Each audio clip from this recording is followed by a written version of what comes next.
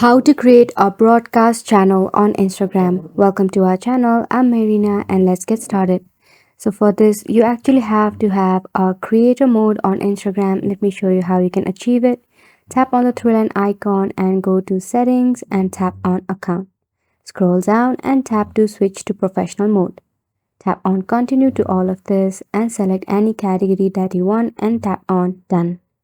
Now, on to the next step. What you have to do next is you have to make sure you have selected creator because this is the only one where this feature is available. Now tap on not now. So you have to basically complete all of this step to achieve that feature. However, I'll be skipping this and show you where you can find it.